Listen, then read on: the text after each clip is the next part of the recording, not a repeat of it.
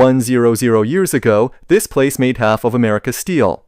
Today, it can't make a nail. In 1923, if you stood at the gates of the Bethlehem Steel plant in Bethlehem, Pennsylvania, you would have heard a sound that defined America. There are rough blast furnaces that burn it at 3000 degrees Fahrenheit. The clanging of steel ingots be hammered into shape, the shouts of 30,000 workers who built this country with their bare hands. This plant was the second largest steel producer in the world, making half of the steel used in the United States at its peak. The steel made here built the Golden Gate Bridge, the Chrysler Building, the Empire State Building, and even the battleships that won the Second World War. Today, those same blast furnaces are cold and quiet. The machinery is gone, the workers are gone. And this once mighty industrial giant is nothing but a rusted ruin, a museum to a time when America made something other than debt. Let's go back to the beginning. Bethlehem Steel was founded in 1857 as the Saucona Iron Company. Asmal Iron works on the banks of the Lehigh River in Pennsylvania. But it wasn't until 1904, when Charles M. Schwab took over, that the company began to grow. Schwab was a genius of industry, a man who had built U.S. Steel into agent before leaving to start his own company. He had a vision to make Bethlehem Steel the largest and most efficient steel producer in the world, and he most succeeded. Schwab modernized the plant, installing the latest technology and expanding production. He built new houses for the workers, schools for their children, and hospitals for their sick.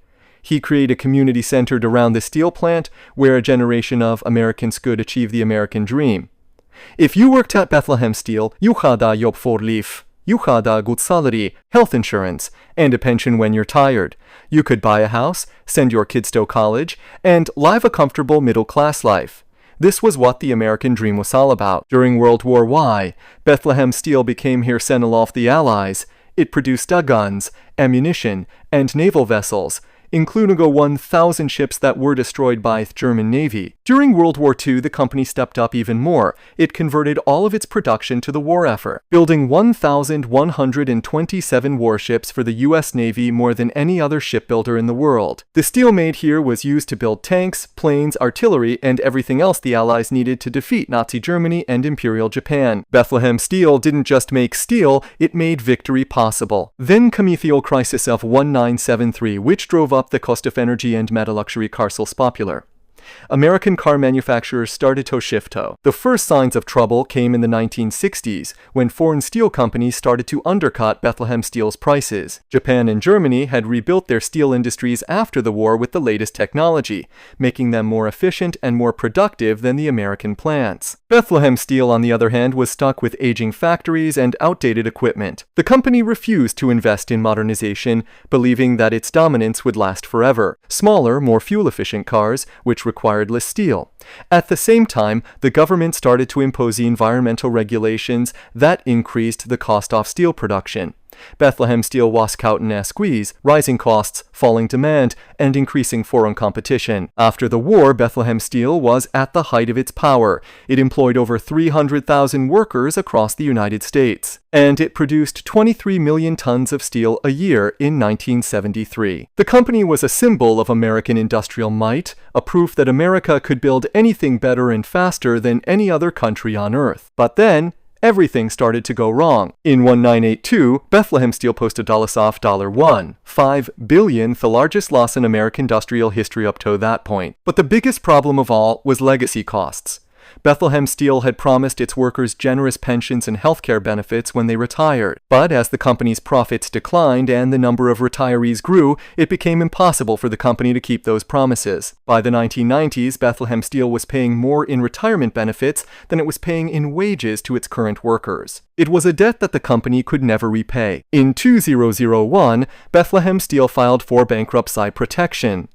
It was the 25th American steel company to go bankrupt between 1998 and 2001. The company was forced to close dozens of plants and lay off thousands of workers. The Bethlehem plant itself stopped making steel in 1995 after 138 years of production. The last blast furnace was shut down, and the gates were locked. The workers who built this company with their bare hands were sent home with nothing but a promise of a pension that would never be paid. And what became of the Bethlehem Steel plant in Pennsylvania? When the company was liquidated in 2003, its remaining assets were sold to International Steel Group for just just $1.5 billion. The pension plan, which owed over $7 billion to retirees, was taken over by the Pension Benefit Guaranty Corporation, a government agency that pays only a fraction of the benefits that were promised. Thousands of retirees lost their health care and most of their pensions overnight. For more than a decade, it stayed abandoned and forgotten. The blast furnaces rusted away. The buildings fell into disrepair. The ground was contaminated with heavy metal sand oil. It looked like the Packard plant in Detroit, a poisoned wasteland that nobody cared about. But then, something unexpected happened. Instead of demolishing the entire site, the community came together with a bold plan to revive it. In 1999, the city of Bethlehem, the Bethlehem Area School District, and Northampton County created a tax increment financing district on the property, using future tax revenue to fund the revitalization of the site. The result was Steel Stacks, a 10-acre cultural and arts campus that opened in 2011. Today, Steel Stacks eyes own off the most popular tourist destinations in Pennsylvania. It thus over 1,000 events a year, include concerts, festivals, film screenings, and art shows. The towering blast furnaces still dominate the skyline, lit up at night like monuments to America's industrial past. The old machine shops have been converted into art galleries, restaurants, and offices. And the site eyes no home mudo the National Museum of Industrial History, which tells the story of Bethlehem Steel and the workers who built America. The people who worked at Bethlehem Steel were not just workers. They were builders. They built this country with their bare hands. They made the steel that built our infrastructure, our cities, our military. They paid their taxes, raised their families, and contributed to their communities. And what did they get in return? They got laid off, their pensions got cut, their factories got closed, and their communities fell apart. But is this really a success story? Or is it an illusion? Let's be clear. Steel Stacks is a beautiful place. It's a wonderful example of how industrial ruins can be repurposed in some that benefits the community. And that's the tragedy of Bethlehem Steel.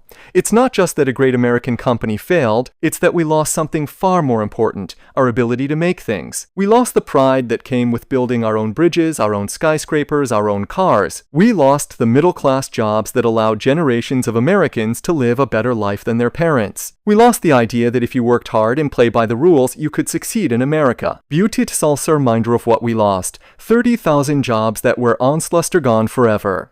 The pensions that were promised to their retirees will never paid in full.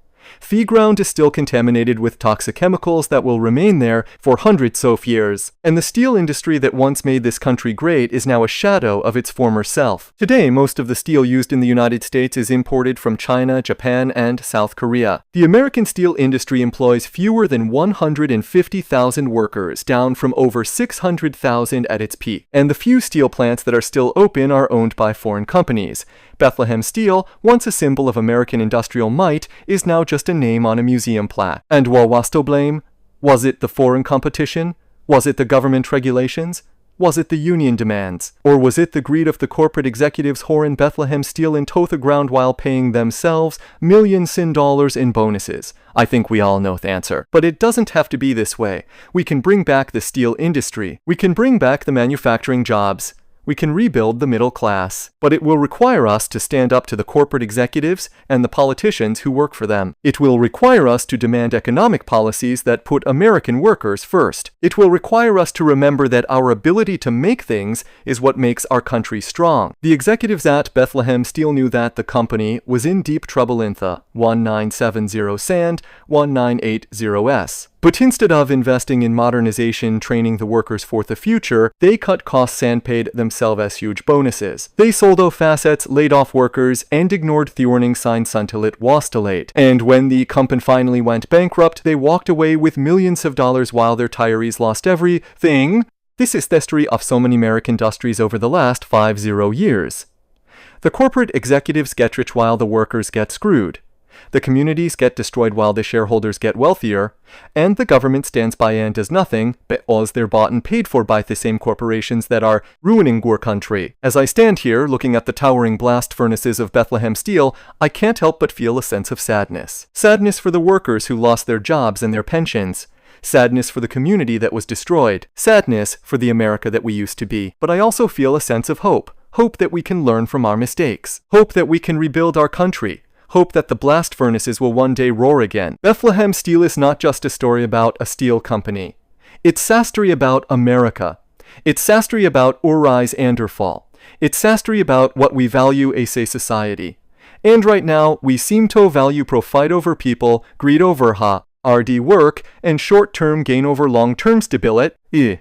If you're new to this channel, please subscribe. We travel all over the United States, documenting the forgotten places and the forgotten people of our country. We tell the stories that nobody else will tell, the stories that the mainstream media ignore, and we couldn't do it without your support. So hit the subscribe button and the bell icon so that you never miss an upload. And if you enjoyed this video, give it a like. It really helps the channel grow. Rewatching this video and you're the former Bethlehem Steel workers, or if you have a family member who worked there, I want to say something to you. Thank you.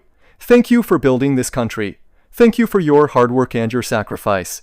Your story deserves to be told, and it will not be forgotten. Next week, we're going to be exploring a town that has been burning underground for over 60 years. A town that was once a thriving mining community, but is now a ghost town with fewer than 5 residents left. You won't want to miss it. So stay tuned, Ned, and I'll see you next time.